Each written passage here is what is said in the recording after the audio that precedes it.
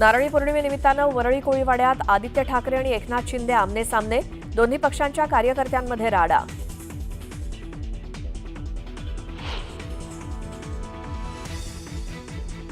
बेंगळुरूतून राहुल गांधींचा निवडणूक आयोगावर पुन्हा हल्लाबोल. मी संसदेत संविधानासमोर शपथ घेतलीय, शपथ मागणाऱ्यांवरनं राहुल गांधींचा वार, तसंच इलेक्ट्रॉनिक डेटाही देण्याची मागणी.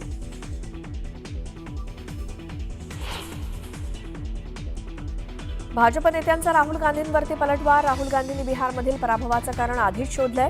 अमित शहांचा वार, तर राहुल गांधींचे आरोप कपोलकल्पित. फडणवीसांचा पलटवार.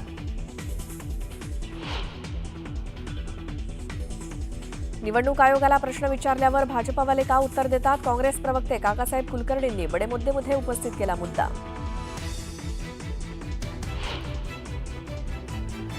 संध्याकाळी 6 नंतर किती मतदारांना टोकन दिलं याचा डेटा निवडणूक आयोगाकडे नाही. मतदारांना फसवण्यात आल्याचा सिद्धार्थ मोकळेंचा बडे मुद्देमध्ये आरोप.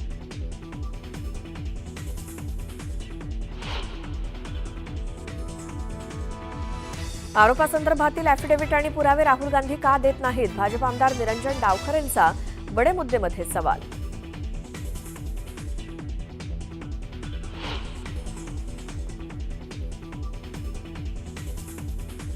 पुण्यामध्ये आणखी 3 महापालिकांची गरज. अजित पवारांचं विधान, तर लगेच गरज नाही, भविष्यात विचार करू. मुख्यमंत्री फडणवीसांचं वेगळं मत.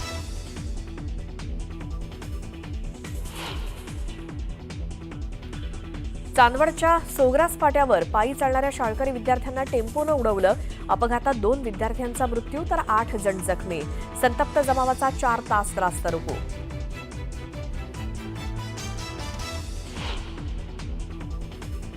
गडचिरोली जिल्ह्याच्या आरमोरीमध्ये दुचाकी शोरूमच्या इमारतीचा काही भाग कोसळला. दुर्घटनेत 3घांचा जागीच मृत्यू, तर 3 जण जखमी.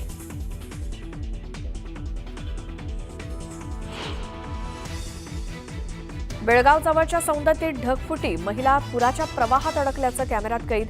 मुसळधार पावसामुळे जनजीवन विस्कळीत. अनेक ठिकाणी वाहनही वाहून गेल्याच्या घटना.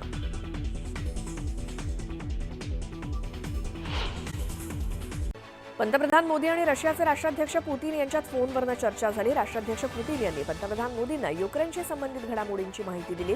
पुतीन यांच्याशी खूप चांगला आणि सविस्तर संवाद झाला. भारत आणि रशिया धोरणात्मक भागीदारी दृढ करण्याबाबत सुद्धा चर्चा झाल्याचं पंतप्रधान मोदींनी म्हटलं. मोदींनी पुतीन यांना भारत भेटीचं आमंत्रण दिलंय. महादेव मुंडे हत्या प्रकरणात भाऊ अशोक मुंडे आणि वडील दत्तात्रय मुंडे यांचा एसआयटीने जबाब नोंदवून घेतला. एसआयटीचे प्रमुख आयपीएस पंकज कुमावत यांच्याकडनं महादेव मुंडे हत्या प्रकरणावरती सविस्तर चर्चा झाली. बीडच्या आंबेजोगाईत एसआयटीचं पथक तळ ठोकून आहे. नाशिकच्या चांदवडमध्ये पायी चालणाऱ्या शाळकरी विद्यार्थ्यांना एका टेम्पोनं उडवलं.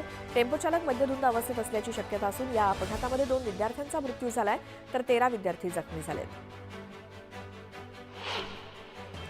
चांदवडमधल्या अपघातात मृत्यू झालेल्या विद्यार्थ्यांच्या कुटुंबियांना 4 लाखांची मदत जाहीर करण्यात आली. शालेय शिक्षण मंत्री दादा भुसे यांनी याबाबत घोषणा केली, तर जखमींचा सरकारी खर्चाने उपचार होणार असल्याचंही त्यांनी स्पष्ट केलं. सहकार चळवळीचे जनक पद्मश्री विठ्ठलराव विखे पाटील यांच्या जयंतीनिमित्तानं देण्यात येणाऱ्या 35व्या राज्यस्तरीय पुरस्कारांचं वितरण पार पडलं. सुनील कुमार लवटे यांना डॉ. विठ्ठलराव विखे पाटील साहित्य जीवन गौरव पुरस्कारानं सन्मानित करण्यात आलं. राज्यातील शासकीय आणि खासगी औद्योगिक प्रशिक्षण संस्थांमध्ये प्रवेशासाठी 4थ्या फेरीत 5453 विद्यार्थ्यांनी 7 ऑगस्टपर्यंत प्रवेश निश्चित केलाय. ही माहिती व्यवसाय आणि तंत्रशिक्षण संचालनालयानं दिली आहे. छत्रपती शिवाजी महाराज यांच्याविषयी कथितरित्या खोटी आणि अपमानास्पद माहिती सादर करणाऱ्या खालिद का शिवाजी या हिंदी चित्रपटावरती तत्काळ बंदी घालावी अशी मागणी हिंदू जनजागृती समितीने केली आहे. यासाठी जळगाव जिल्हाधिकारी कार्यालयात निवेदन देण्यात आलं. महाराजांचा इतिहास चुकीच्या पद्धतीनं मांडण्यात आल्यामुळे समस्त हिंदू समाजाच्या भावना दुखावल्या आहेत. एक मोठी बातमी बघूयात. पिंपरी शहरातील वृक्षतोडी संदर्भात भर सभेत माहिती देणाऱ्या सामाजिक कार्यकर्त्याचं बोलणं ऐकून अजित पवार वैतागले. कुठून उठलो आणि मी पुण्याचा पालकमंत्री झालो, कुणी उठतं आणि मला उपदेश करायला लागतं, असं वक्तव्य अजित पवारांनी केलं.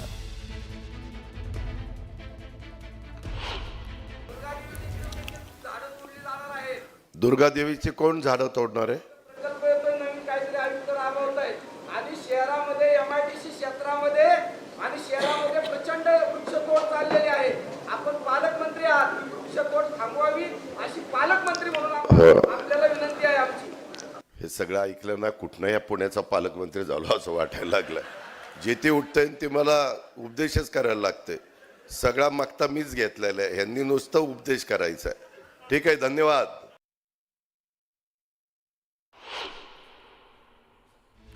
तर आणखी एक मोठी बातमी बघूयात. मालेगावातील सर्व पर्यटक हे उत्तराखंडमध्ये सुरक्षित असल्याची मोठी बातमी. ढगफुटीनंतर उत्तर काशी इथे अडकलेल्या पर्यटकांच्या मदतीसाठी गेलेले मंत्री गिरीश महाजन यांनी मालेगाव आणि नाशिक इथल्या सुरक्षित असलेल्या 7 पर्यटकांची हॉटेल शिवलिंग इथे भेट घेतली. सर्वजण सुखरूप असल्याचं पाहून मंत्री महाजन यांनी आनंद व्यक्त केला आणि यावेळी त्यांनी मुख्यमंत्री देवेंद्र फडणवीस यांच्याशी फोनवरून संपर्क साधून पर्यटकांशी त्यांचं बोलणं करून दिलं. मुख्यमंत्री फडणवीसांनी या पर्यटकांसोबत संवाद साधून त्यांची विचारपूस केली आणि तुम्ही काही काळजी करू नका, तुम्हाला सर्व ती मदत केली जाईल असं आश्वासन दिलं. 1 ऑगस्ट रोजी चारधाम यात्रेसाठी 7 जण उत्तर काशी इथे गेले होते. मात्र ढगफुटीनंतर त्यांचा संपर्क तुटला होता आणि अखेर सर्वजण आता सुखरूप असल्याचं कळताच सर्वांनी सुटकेचा निश्वास सोडला.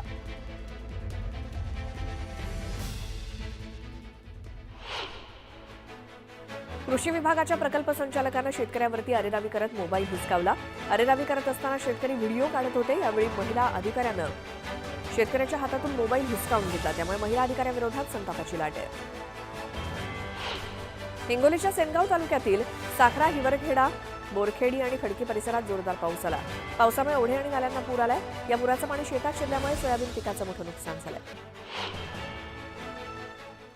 तर नगर महानगरामध्ये दिवसभरातल्या महत्त्वाच्या बातम्या तर आपण बघणार आहोतच, पण त्याआधी बघूयात बेळगावात झालेल्या ढगफुटीची बातमी. बेळगाव इथल्या सौंदत्ती इथे ढगफुटी झाली आणि त्यात एक महिला अडकल्याचं समोर आलं.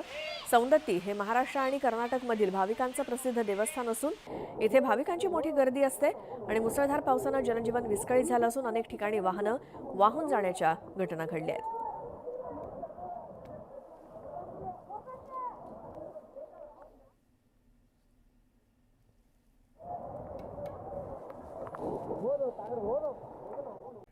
बातमी आदित्य ठाकरे आणि शिंदेंमधल्या टशनची. नारळी पौर्णिमेनिमित्तानं काल वरळी कोळीवाड्यामध्ये उत्साहाचं वातावरण होतं. मात्र काही काळासाठी इथे हाय व्होल्टेज टेन्शन निर्माण झालं होतं. त्याचं झालं असं की नारळी पौर्णिमेनिमित्तानं आदित्य ठाकरे कोळीवाड्यात दाखल झाले. त्याचवेळी तिथे उपमुख्यमंत्री एकनाथ शिंदे सुद्धा होते. दोन्ही नेते आमनेसामने आले आणि काही काळासाठी कोळीवाड्यात तणाव निर्माण झाला. खरं तर वरळी हा आदित्य ठाकरेंचा मतदारसंघ आहे आणि या मतदारसंघात दरवर्षी नारळी पौर्णिमा साजरी करण्यासाठी आदित्य ठाकरे आवर्जून हजेरी लावतात. पण आदित्य ठाकरे यांच्या आधी एकनाथ शिंदे यांनी एंट्री घेतली. आदित्य ठाकरे यांच्या आधी वरळीमध्ये पोहोचून शिंदेंनी एक प्रकारे शह दिल्याचंच बोललं जात आहे.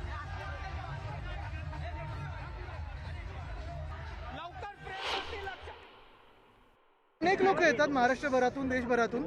आपण पाहता इथे लोक कसे एन्जॉय करायला येतात आणि आम्ही आमचं कर्तव्य पार पाडायला स्थानिक लोकप्रतिनिधी म्हणून येत असतो. सर, मात्र एक या दरम्यान एक लुक तुमचा कॅप्चर करण्यात आला आहे. त्या पद्धतीने तुम्ही त्यांना जाताना बघत होते, तो लुक देखील कॅप्चर करण्यात नाही, मी बघत होतो गडबड काय चालली, बाकी काय मी कोळीवाड्यात येतो तेव्हा मला नेहमी आनंद होत असतो आणि तोच आनंद घेऊन मी इथे आज आलेलो आहे.